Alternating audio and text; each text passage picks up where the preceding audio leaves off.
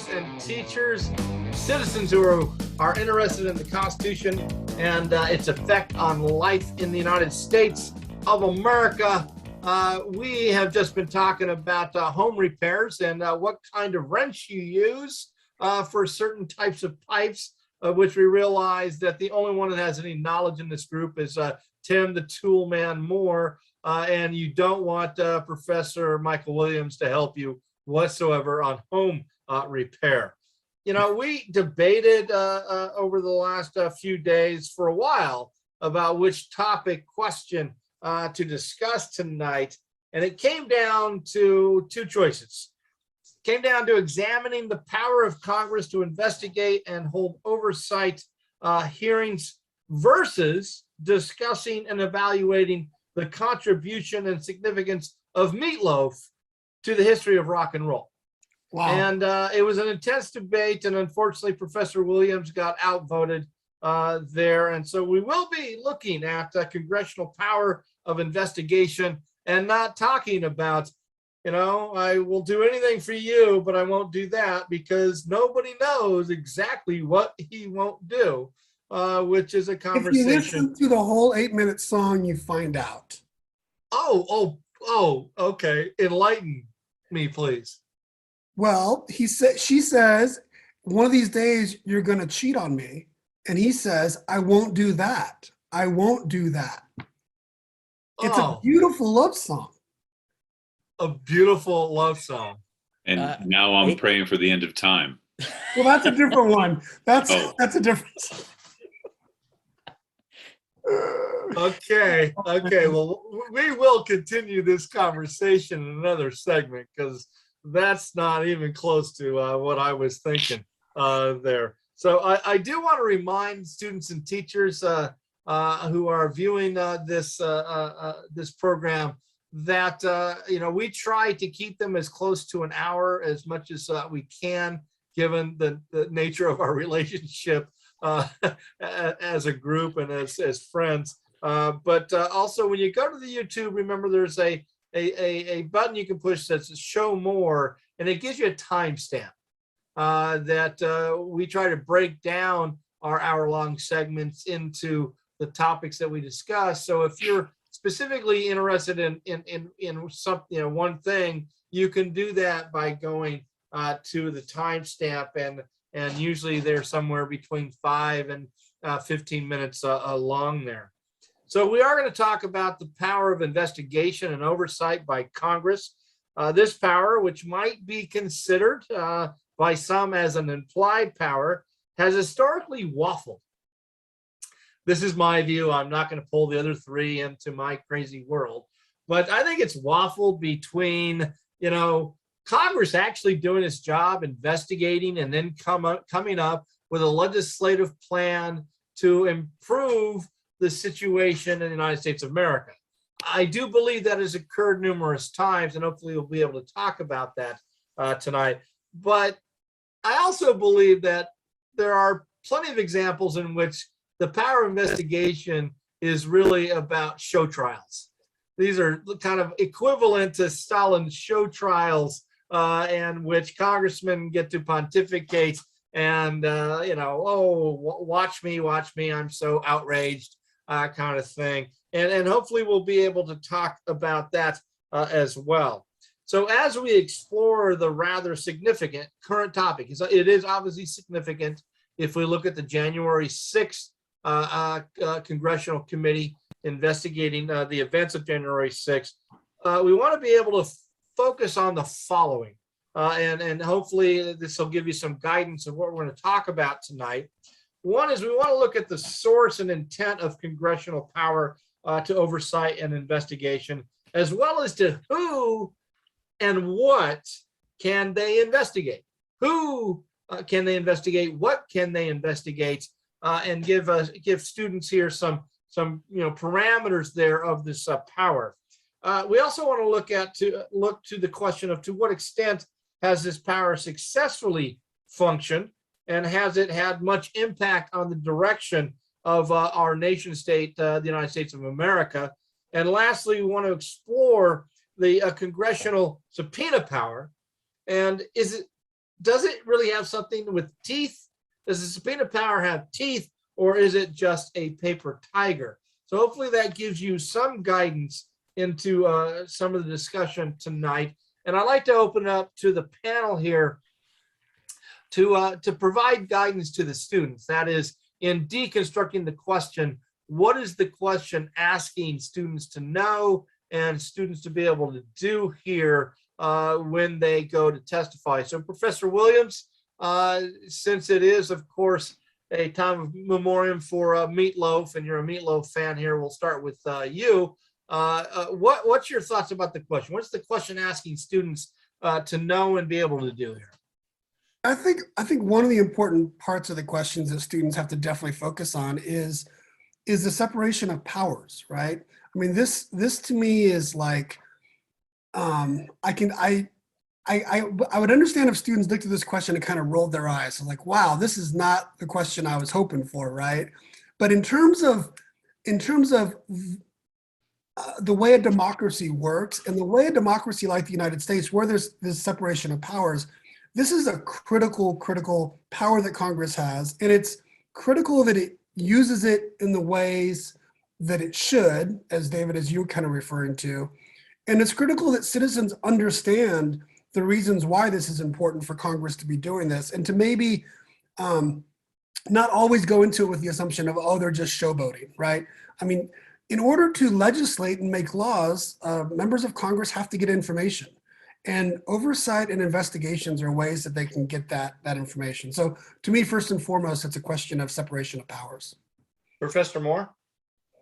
Well, to elaborate, I mean, it's often said that separation of powers is one side of the coin and check and balance is the other. So I think students would be well advised to, in any of their reading and thinking about this question, to always keep the separation issue in mind, but also the checks and balances is how I think is equally important. Professor Kavanaugh? I would agree with both Mike and Tim for sure in terms of separation of powers as well as checks and balances. And also, you know, you're looking at the roles of Congress and the powers of Congress and the powers that aren't necessarily clearly defined in the Constitution. So it's also an evolutionary process. And David, I would probably disagree with your original assessment of show trials, because I think starting in the very first Congress with Robert Morris, you know, asking Congress to investigate his handling of finances. So they created a select committee right away to investigate this guy on his request. And even Madison had commented, I think, as a member of the House, that the importance of Congress's ability to investigate, right? So I think in addition to checks and balances, separation of powers, what are the roles of Congress specifically, especially powers of Congress that aren't necessarily clearly enumerated in the Constitution? So you're telling me, Professor Kavanaugh, that the multiple hearings of Congress into Benghazi, I'll accept a hearing on Benghazi, but they did 33. All right. And it depends on how you want to play with the numbers, you know, in hearings into Benghazi, that there weren't some of those that were just for show. I think Stalin. Okay, so and again, I'm going to throw this to both of you, and you can banter. But you're telling me that HUAC, the House Un-American Activities Committee, weren't show trials? Well, it's interesting. It's interesting. Moore? It's interesting you brought up HUAC, because the quote is taken from Wilkins v. U.S. 1957, and that actually was HUAC, and they had actually gone too far.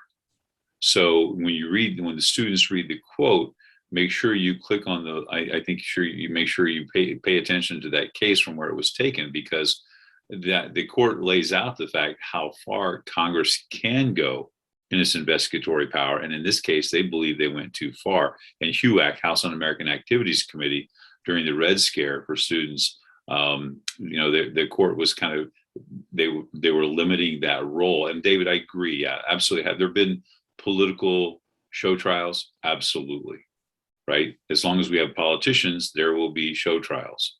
But there also have been legitimate uses of Congress's investigatory power, using that power that's not enumerated in the Constitution. So it's important, I think, for students and any viewers of the show to think about. And maybe it depends on which way your twig has been. You know, you may find it really, really good to have more hearings, or you think, you know, and David, you brought up Benghazi. I would say, yeah, there were.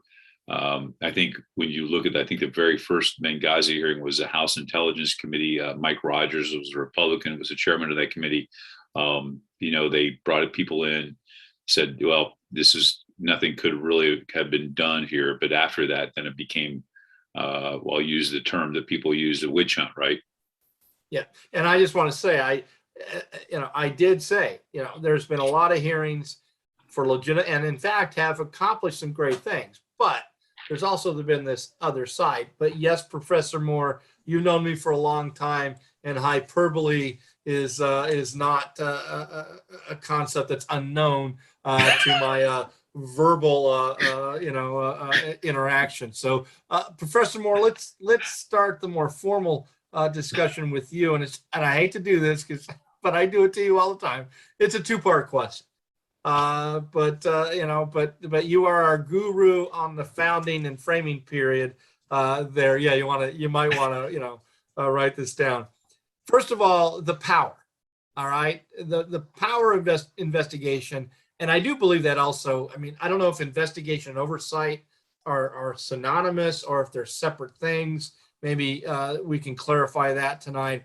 But is there any language within the Constitution to provide guidance on the power to conduct investigations? Because to my knowledge, it's not literally, expressed in the Constitution.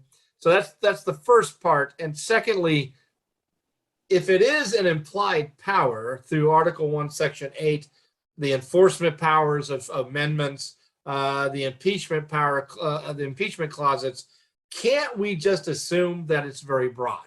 And I know those are two things, and I'm sure Professor Williams and Kavanaugh will help you out here, but give the kids a sense of kind of the beginning point and the foundations. Well, I think you just added a third part to your question there. But I would say that it's largely an implied power. It also, I think there's a glimmer of legitimacy to it. When you think about Congress, the Senate has to approve appointments, and that advise and consent. And I think there's maybe a glimmer of oversight principle in that.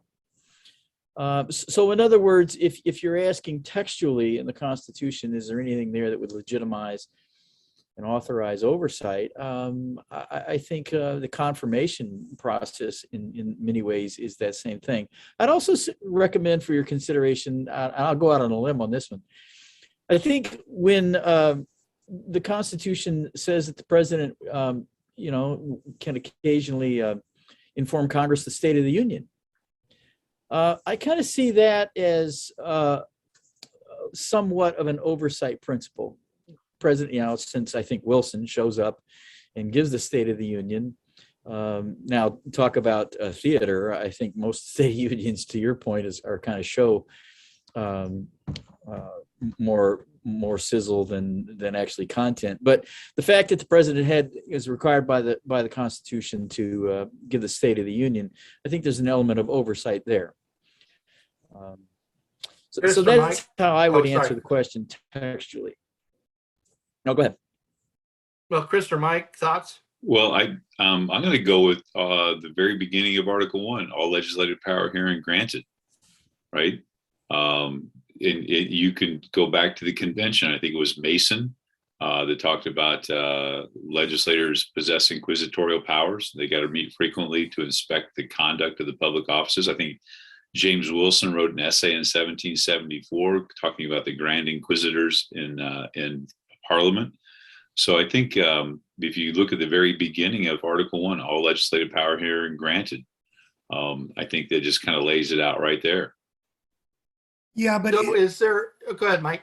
well, I think students, you need to also just keep in mind, though, it is an inherent power inherent to the power of legislating, right? So if Congress can't legislate on something, technically speaking, that should be a limit for them. Now, the courts and the executive branch, they've never put in those requirements. Like the court can step in and say, all right, tell us first what you want to legislate on, and then you can hold your hearings. It hasn't been that sort of technical, but as a power that is inherent, it needs to be inherent to the core function of the branch, which is in this case, is legislation. Now, Mike, could you explain when you say inherent? Could you explain that for the students? Well, I mean, I see it as just like for them to do their legislating, right, under Article 1, and inherent in doing that is, like I said earlier, getting the information, getting the expertise, so that they can make the best decisions for policy.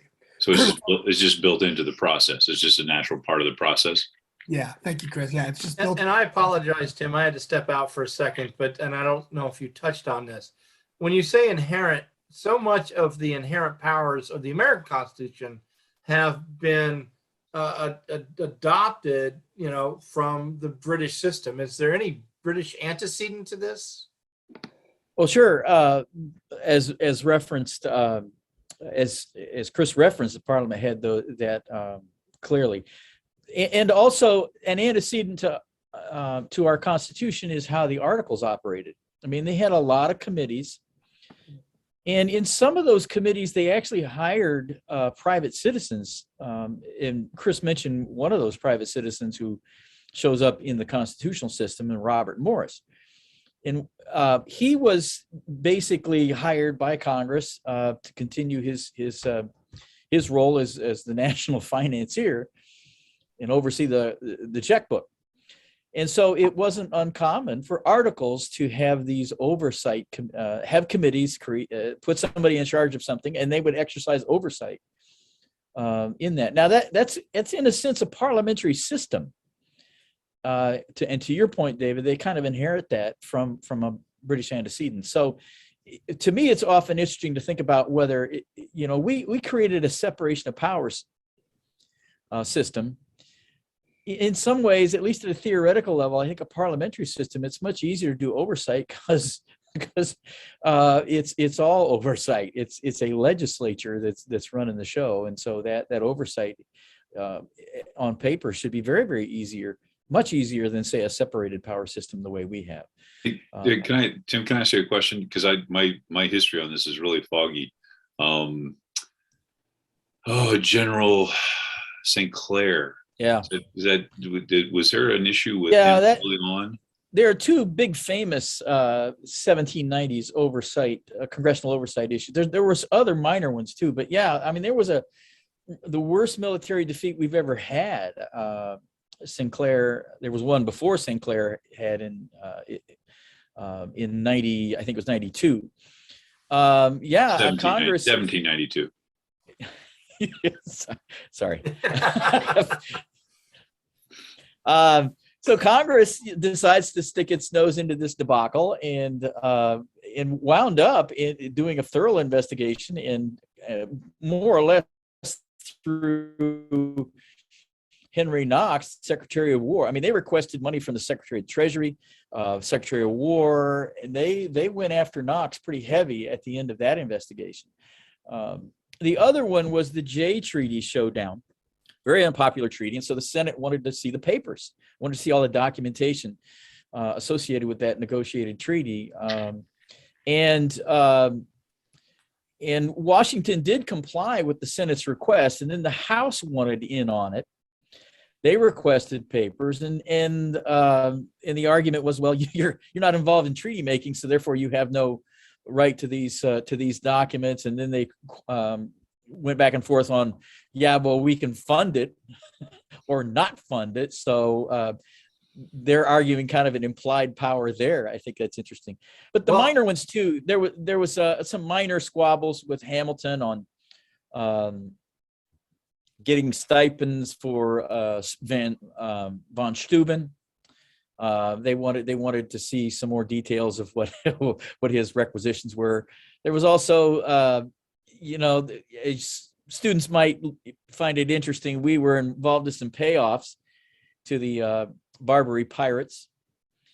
And so Congress wanted to know, what kind of money was being spent on to get the release of some of our sailors. And so they got in a squabble with Hamilton, or no, not with Hamilton, but this was much later in the 90s. So the Congress in the 90s really, so this is not a new thing. I mean, to me, it's always important to understand that some of these very almost exact same squabbles that we have, this happened in the first 10 years, the issue of how far Congress can go in requesting oversight issues. Right. And as a side note, and I think you kind of touched on it, but it's my understanding, Tim, that in the so-called St. Clair defeat investigation, that Washington expressed executive privilege there, and it ended up they negotiated, and it was kind of a compromise. Some privileged information, some not. It was given. So is that like the first instance of executive privilege? Well, as Washington was very prone to do, he gathered his brain trust together, and they had a discussion. Is this legit? Do we have to comply with these requests? Do we have to cooperate? And one of the few times that Hamilton and Jefferson, I think it's maybe the only, I'm not sure on that, but it's one of the few times they actually agreed, and Washington, in deference, as he often did to his cabinet, complied with the request on the Sinclair requests. Sounds like this is a song you need to write for the new version of Hamilton. Hamilton 2. Yeah, Professor Williams will be the lead singer in that one. We all know there. So, Professor Kavanaugh, it seems to me that from just this recent conversation, there's not much controversy in the source of this power. It's inherent, it's implied, but the controversy is in the broadness. How broad is that power? And just so students know, that power is exercised predominantly through committee. Oh, well, not predominantly, exclusively through committee. I know of no investigation held by the entire House or Senate. So it's through committee. But I do want the students to know, and you guys can reinforce or let me know what I've missed here, what they can investigate. They can investigate the executive branch and its administrative agencies. They can investigate themselves. They can investigate the legislative branch there, and they can investigate private individuals, all right, in relation to legislation and oversight, trade, national security, etc. All right, those are I guess the three categories that I've come up with what they can investigate, and they're very broad categories. But my question to you, Professor Kavanaugh, is since they are performed by committees, what's the relationship between the committee formations and the broadness of what they can investigate? Does that make sense? I think so. I'm gonna go back to being a little bit cynical here in the fact that it sometimes depends on the party in power, David, as you mentioned earlier with the show trials, right? So, I mean, there can be select committees established, as students will be aware of. There is a January 6th select committee, right? But you also have other committees that have standing committees, Ways and Means, and other committees that have long been established. But in terms of parameters, David, I think you actually you answered the question in terms of they can investigate, things that must be involved in the legislative purpose. And they have to avoid the strictly private affairs of individual citizens. And that actually speaks to the case that we mentioned earlier from the jump, that the quote and the question is taken from, is that the Bill of Rights still applies and limits Congress's ability in terms of this. And this is the decision in this case was a due process case, and the Fifth Amendment due process applied to Wilkins, and that committee, HUAC, went beyond its scope, and the Supreme Court struck it down, or found for Wilkins that he was innocent because of not accorded due process. So I'm not sure if that's answering your question or not, And though, I guess my question is, you know, especially over the last 100 years, we've seen an expansion of the number of committees. And one thing I noticed is there's like a single issue, but there are multiple committees that can investigate that issue. Yeah. So is that kind of convoluted, the notion, or is that just, hey, that's the way it is?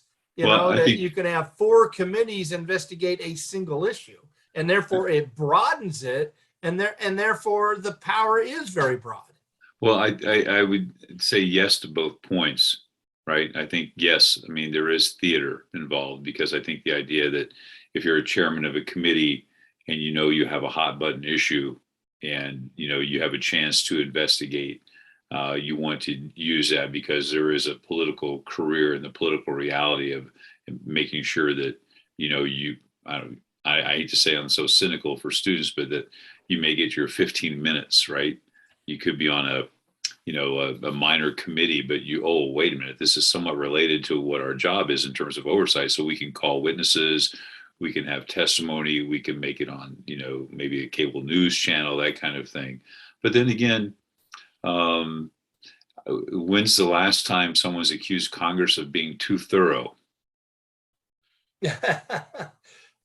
Well, that's a good question, but I guess my direct question is, Chris, is there no limit to as long as it meets this rather, I think, ambiguous statement of, as long as there's a legislative purpose? Yes. That's if you can't find a legislative purpose, which, as we know in the current hearings, that's one of the challenges, is that the January 6th committee is not related to a legislative purpose. But if that's the standard, and you've got, but I would disagree with that assessment, David, because I do believe the January 6th committee is the idea of a legislative purpose, which is carrying out the congressional function of certifying the election. Right? No. I wasn't saying it didn't meet that standard. Oh, okay. I said I'm sorry. I misheard. Those who are arguing against the committee and going after committee are saying it doesn't fit the standard because there's no legislative purpose. That's their argument. I don't agree with that argument, Right. but that's their argument. But Right. that seems to be the only standard that limits the broadness. Yeah, of to get to your Congress. question, David, Is that accurate? it is very broad, and really sometimes it's in the eyes or the ears of the beholder. Is that Which in this case may be the Supreme Court. is that too dangerous, Professor Moore and Williams? This broadness, is it too dangerous in the system of separation of powers? I think your point is well taken about the explosion of committees equals, the relationship of more committees, more investigation. I think it's a valid point. And I think, I couldn't, I'm always interested in putting a Wisconsin angle on this. Probably, in my estimation, before the post-Watergate investigations, probably the most important investigation was in the 20s. When it started as a Democratic senator, I think, was investigating the Teapot Dome scandal. And it soon became bipartisan. And La Follette, a Republican, was a key Republican member.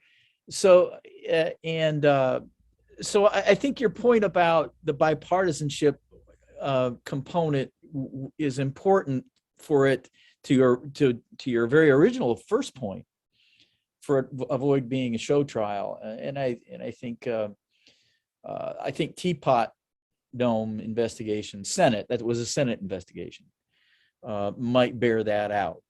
I'm sorry, Mike.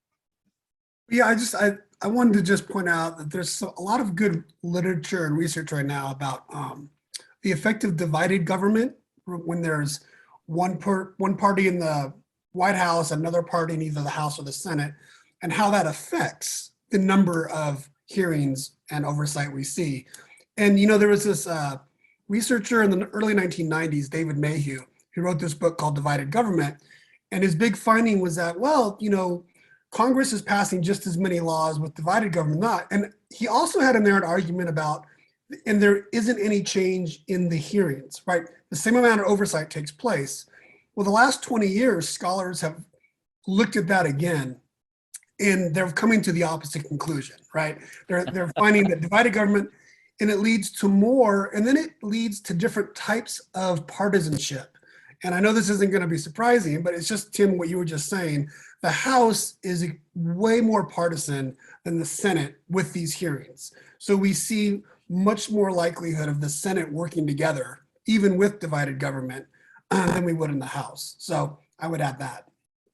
I would just say, the Teapot Dome, I read about this week, Tim, was fascinating, but I think I'd go with the Truman Committee in World War II. Probably because he's a Democrat and he's going really after the FDR administration and the military contracts and stuff. And also, and we're going to get to this in a minute, is what comes out of these investigations? What kind of changes there? Dave, I just want to add something really quick, because you mentioned Truman, and I know we've been pushing back a little bit on you. This idea of show trials. When I think of show trials, I think of some leader putting someone on a trial in Congress and that person goes away to jail or something, right? And I just want the students to think about, there's an institutional reason to do oversight, right? And there's also partisan and career, as Chris mentioned, career reasons, right?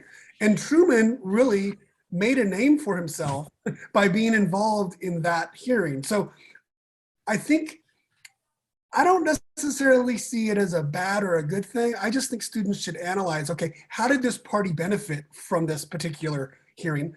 How did individual members of Congress benefit or not from it? That's the way I would frame it, rather than just saying they're just show trials. Well, all right, I'm going to come back to you there, Professor Williams. Yeah, Chris? I just want to throw out a name for students maybe to take a look at, to pull on. His name was Richard Milhouse Nixon. For students to take a look at as someone parlaying that investigatory power of Congress, as he was a young congressman from California investigating communism in the government. He parlays that into a vice presidency and eventually a presidency. And also, we mentioned Benghazi. I mean, what comes out of the Benghazi hearings are all these emails. That is, then some argue one of the reasons Hillary Clinton lost the election was her inability, like all these emails kind of coming out from that hearing. So these do have ramifications. Right. And so my next topic is to you, Professor Williams. I just want to throw this out based upon what you said, and I know Stalinist was, hyperbole and extreme here, but Army McCarthy, please, the Army McCarthy hearings are just all show, no substance. And literally there were people's lives, in danger of going to jail. Yes. All right. For things. And I just like kids to investigate that and look at that. And I'm curious. And have them ask, like, what was the consequence of that? What happened to those? Well, okay. Yeah. In hindsight, all right, looking back, but let's say it plays out differently. Let's say that young man goes to jail. Let's say multiple, people go to jail because McCarthy's able to carry the day, and there is no television, and there is no "have you no decency, sir" moment there. So hindsight, yeah, you're right. It played out, and backfired on McCarthy. I agree with you. But it was, in the moment, it was a scary time. Yeah. If you were on the receiving end of Senator McCarthy and his. I've only read about it. I didn't watch it, so I'm not sure. Possibly. Was that an age joke? Yeah, I think Milo sang a song about it. I forget. Never mind. Anyway, to your question, because I think this is important for kids to understand. To get outside the realm of America. To your knowledge as an international relations expert, does the rest of the world, even let's call it Western democratic, I don't know how you want to define the world, do they approach this issue similarly that the United States does as far as investigation oversight? Because here's one of my things, and this is why I'm an Anglophile faux file. I love the British.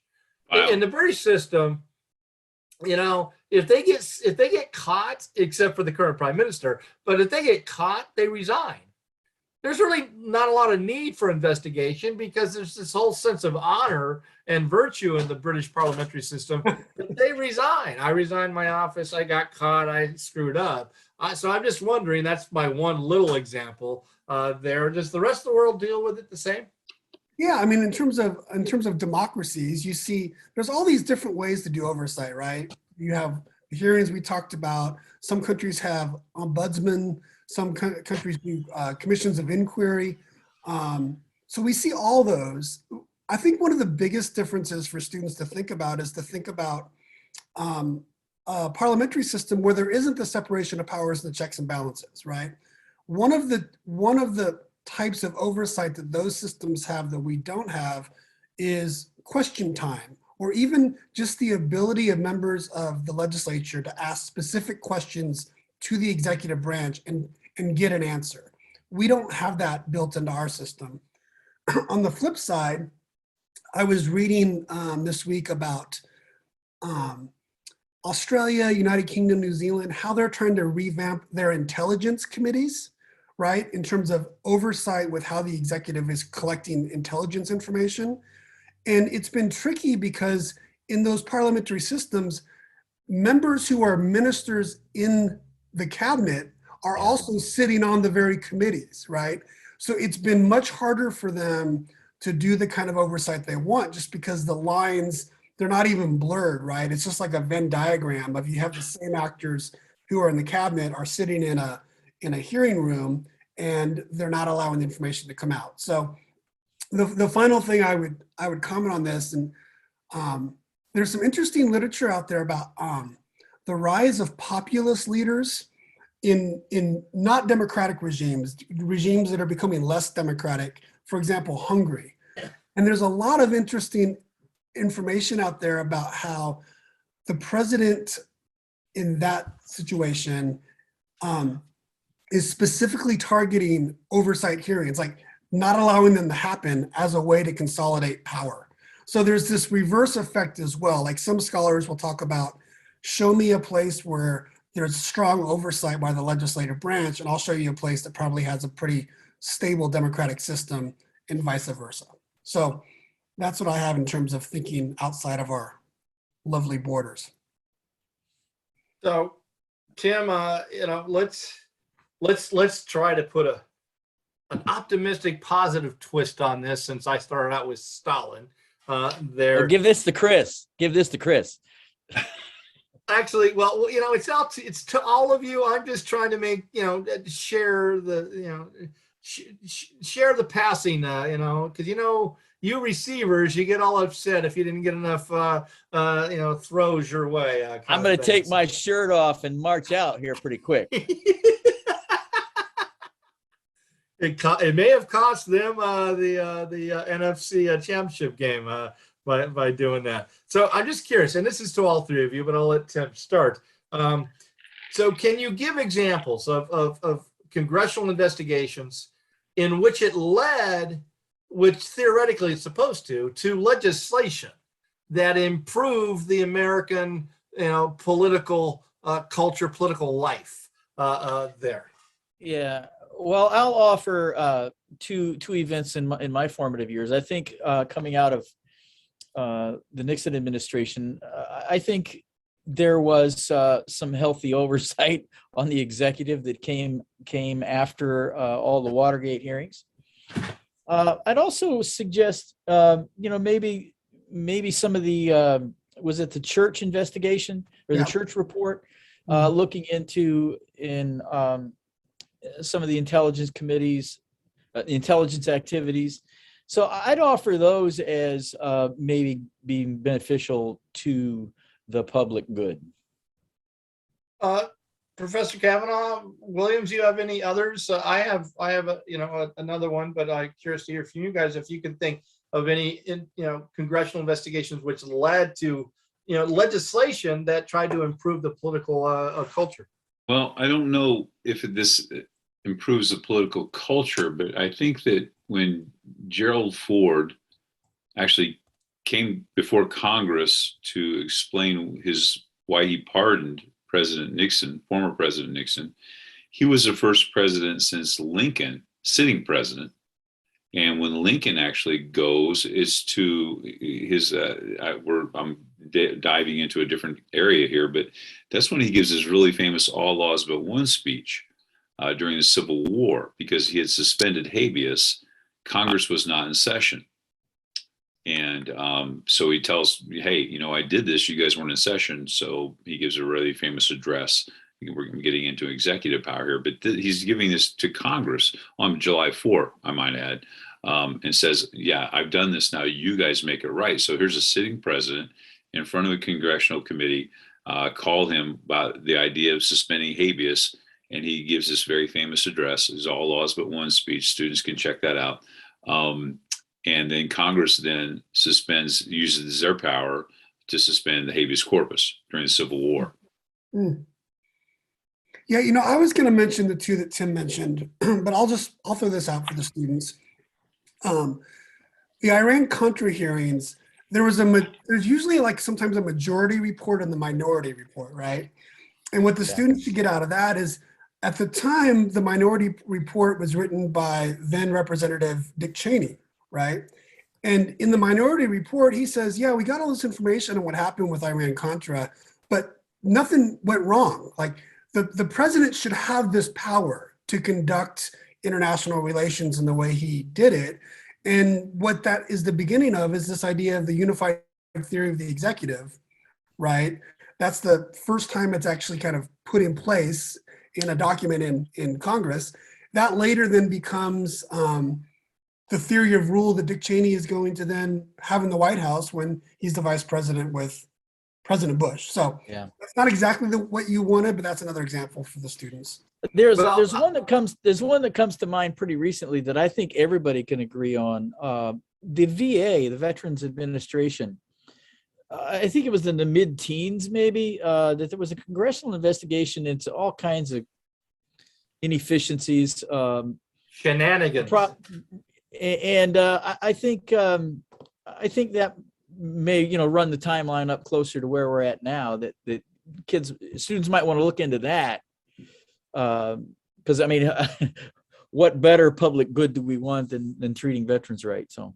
Well, I've got to. I'm going to go back in time there, Professor Moore. You can be the presentist here. The Titanic Senate investigation led to a myriad, of maritime safety regulations. So after the Titanic sank, it was actually very quick Senate investigation and a slew. So was the sinking. I don't know. Was it okay? I don't know if we want to get into that. I didn't know there was a congressional investigation after that. And I'll be honest, I think that the Truman investigations changed, at least temporarily, but it led to the savings of millions of dollars, different or revising military procurement, curbed graft, to a certain degree. So I think those committee hearings led by my guy Harry S. Truman would fit that mold. I have a just little sideline because this came up in my reading. Do students need to know the difference between a commission, a congressional commission, and a congressional committee? Are they different, and in what degree are they different? Because the 9/11 Commission, the Financial Crisis Commission of 2010. Is that something you'd have kids talk about? Is those commissions because they're very similar, or no, they're just completely outside the box here? I think that's a great question, David, and I really hadn't even thought about that. But I think that'd be good for students to be aware of the differences between a committee and a commission, because like a select committee is usually established for a specific reason. You mentioned the 9/11 Commission, and really, and I don't know. I'm gonna talk out of my ear here for a second, but obviously the 9/11 Commission, they'll do an investigation. They'll issue a report, and Congress can act on that report or not.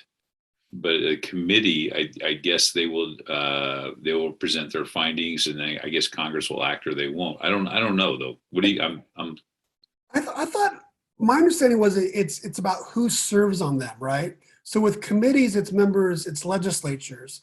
Commissions, I think it could be legislatures, but it's most often like former public servants, and you're Right. trying to get like an external review of the situation rather than having those inside the House do it themselves. Does that ring a bell with anyone? Yeah, well, And that's why- 9/11. Yeah. Yep. And why would Congress do that? Cover.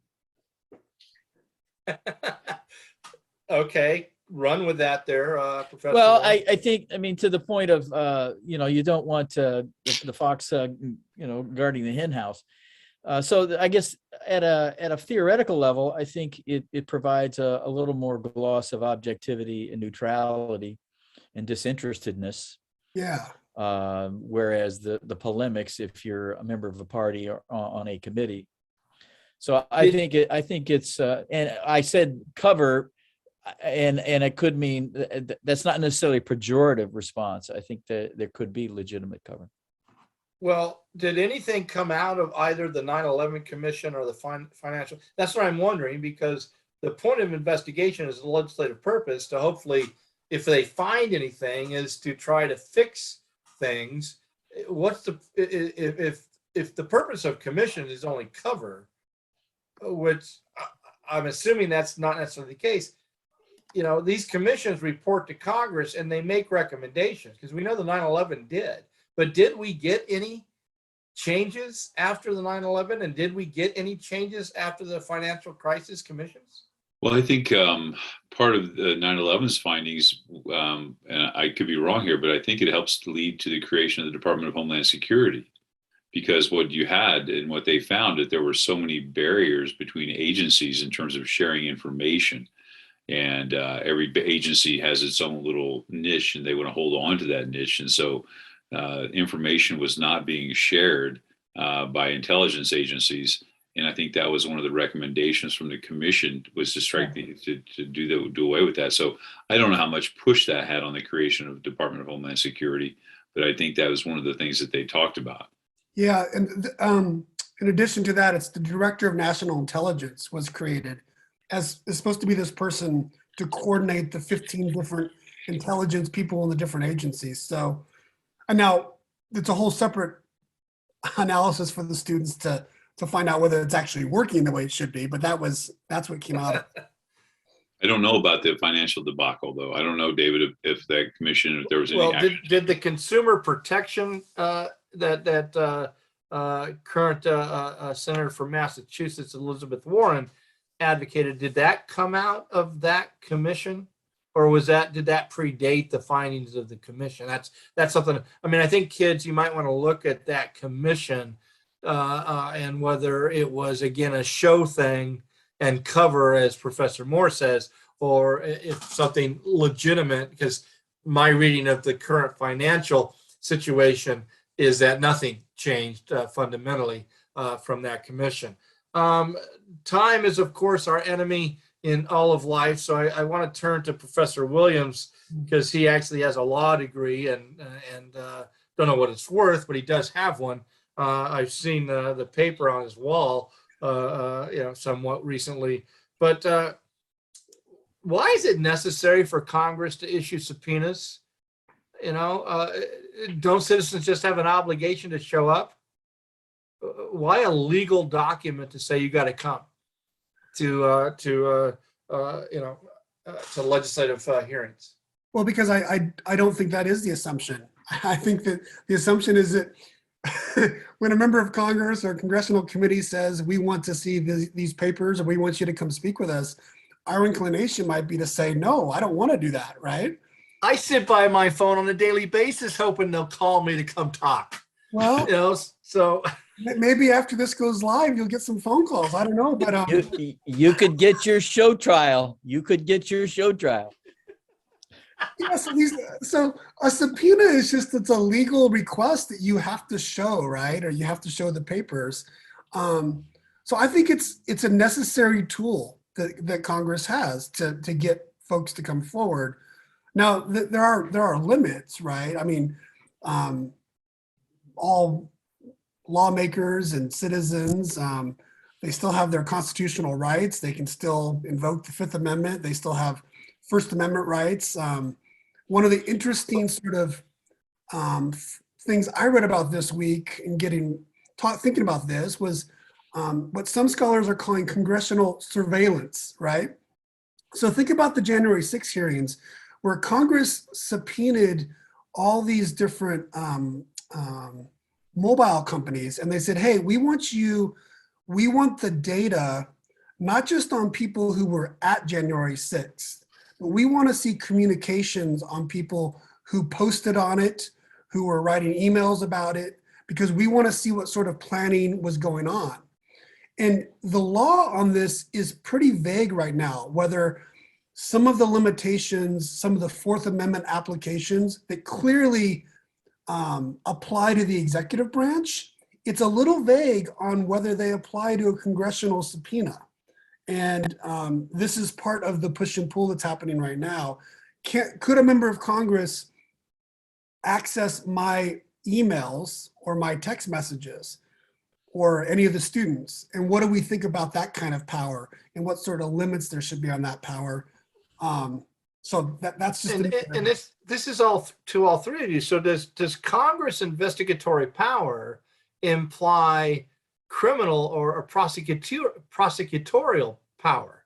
Because my problem here is, why do we need First Amendment protections if Congress doesn't possess prosecutorial power? Well, because they can make a recommendation to the DOJ, right? They can't bring charges clearly, but they can recommend to the Department of Justice that charges they could say, we think that this should happen, right? We kind of saw that with the Mueller investigation, because his investigation was not necessarily a congressional investigation, but he couldn't bring charges either, but he could make recommendations to the Department of Justice, and they would be the charging entity in a federal crime. So should Congress or a committee investigating, should they have the power to compel testimony? Because all you're saying is they can just suggest. So if they can only suggest to the DOJ to do something about it, shouldn't that therefore, lead to the fact that they cannot compel testimony? Right. Well, I would agree to that. I mean, that's for a formal legal setting. No. Congress can order the sergeant of arms to bring someone to the hearing, or they have that. They've done that. Right. They haven't done it since the 1920s, but you don't have to answer. That's my point. Right, but you can also be held in contempt of Congress as well. Right. Right. So they do have some prosecutorial powers. Well, in terms of in prosecuting you for a failure to comply, we've seen that most recently. I think was that Judith Miller of the New York Times. I think she spent some time for not revealing her sources. I think. I think students can take a quick look into history and see that perhaps a number of people that have been held in contempt of Congress. So, should they have the power to subpoena, David? Is that what you're asking? Well, yeah. Well, I guess, being the slow learner in the group, I'm not able to square this circle. If Congress does, if its primary power is investigation for a legislative purpose, and they don't have prosecutorial power, why do they need the subpoena? Since they're not asking things for the purpose of putting people in jail. They're asking things in order to fulfill their legislative duties. And I'm trying to square that circle. I would recommend for your consideration, David, that the subpoena, although it sounds real legal, and it sounds like it's a formalized process, I would recommend, to your original point, can subpoenas be used as show?